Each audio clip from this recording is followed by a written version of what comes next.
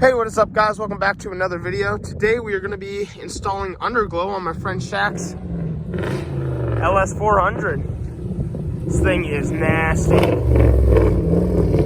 Alright, so the first thing you're going to want to do with your underglow is you're going to want to rest it all out around the car. Make sure your underglow will obviously run down all the lengths of the vehicle.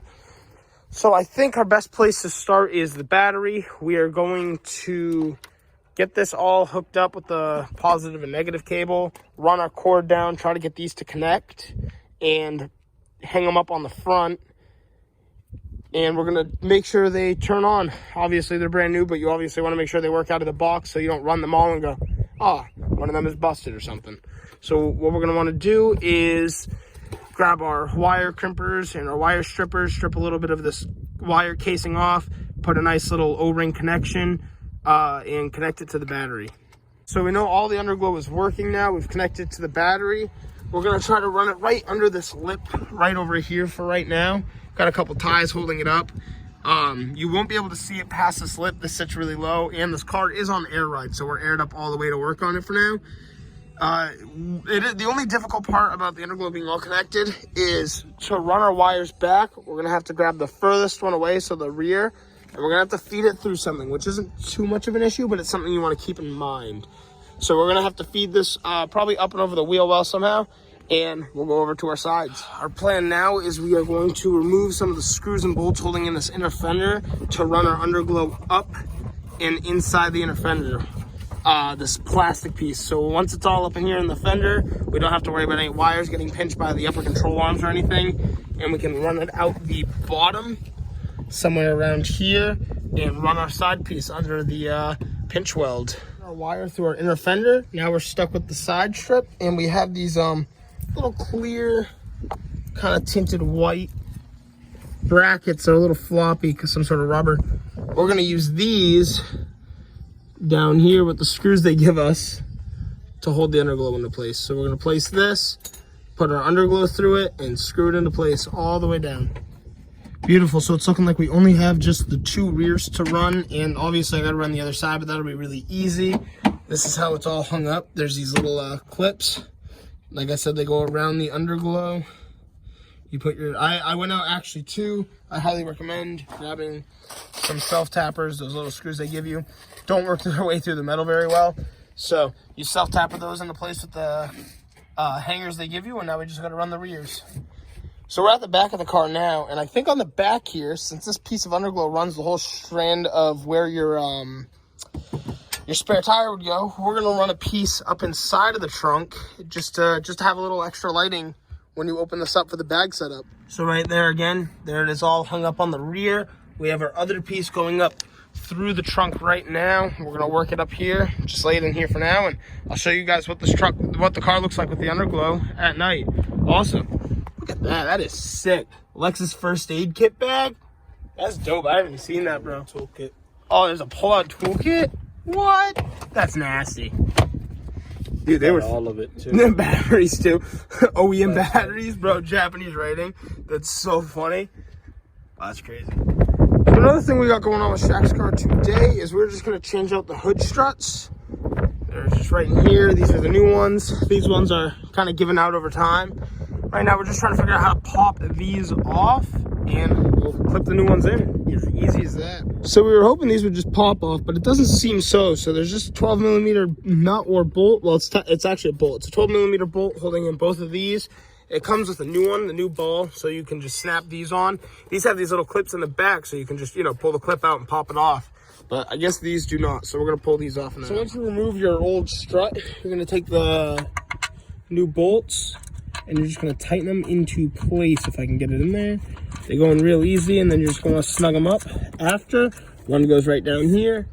One goes right up in the hood where you just took the other one out. So I'll tighten this up now. And to put the strut in, it's literally the simplest thing ever. You just hold it in place, snap it in, bring it up here. Gotta lift the hood up a little more, snap it into place. And just like that, they're in. And now, when you close your hood, it'll bring itself right back up. No issue. Now we're gonna cruise on down to Old Orchard Beach.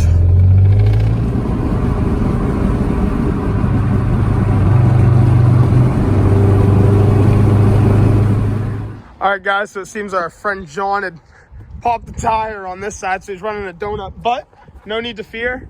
He just got his wheels freshly powder coated, and these are going on his car now. It's gonna look so sick. So John was thinking, look at these lug nuts, and they are scratch resistant. So this piece right here moves, so you don't mess up the nice new paint. Wow, these are pretty sweet actually. I haven't seen these before, and they're gonna look so good with the car, color of the car. I can't wait for you guys to see these on there. Look at this man. Look at it. Oh man. I'm surprised. Careful, it might pop, bro.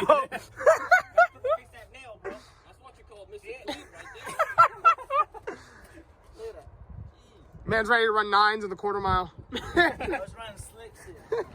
All right, and here we are. The blue lug nuts, the blue center caps with the white powder coated wheels. Now he's gonna bring it down real slow and see where the car sits. He's going down real slow in the front, but the front is dropping. All right, now we're coming down in the rear. Looking good already. Do the thing. Yeah, do the thing, do the thing. Oh, that looks so good. Now the front's gonna come down some more.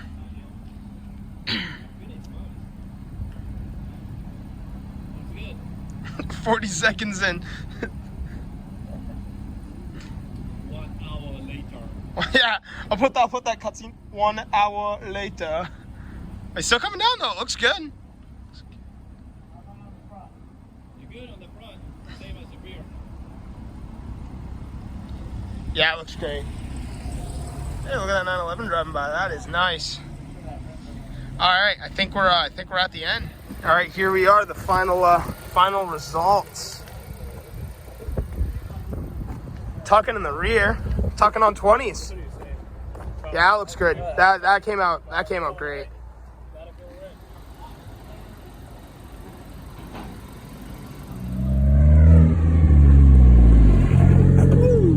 Ramey's out here. We got the purple truck out here. Even John stopped by. I'm pretty hype about that right now. But always, like I said, always the best way to end the day. If y'all live near Old Orchard Beach, Maine, come hang out at the Memorial parking lot. Just don't be an idiot. And new wheels. You guys can see them in action too. Gotta watch this man air out. A little faster this time. No 1 minute long wait to see if it's good. It's yeah, right here. Perfect shot. Beautiful. And now we just wait for everybody else to come hang out. Oh, I know you can't see it, but that was a sick little FBR X7 send. I literally just ran out of my truck while I was cleaning it just to get that for you guys. That is a beautiful shot. So here we are. Now you can see the underglow underneath Shak's LS400. And damn, it came out great. Like really, really happy. I haven't seen the rear yet. Oh, that's perfect. Especially in between the exhaust tips. Amazing. Yeah, I love that. Really, really, really happy with the way that turned out. So, another car with underglow in the parking lot. Love to see it. And I cannot wait for you guys to see what is coming for these wheels. He had wheels. He's having something really cool done to them. And you guys will see it probably in another video.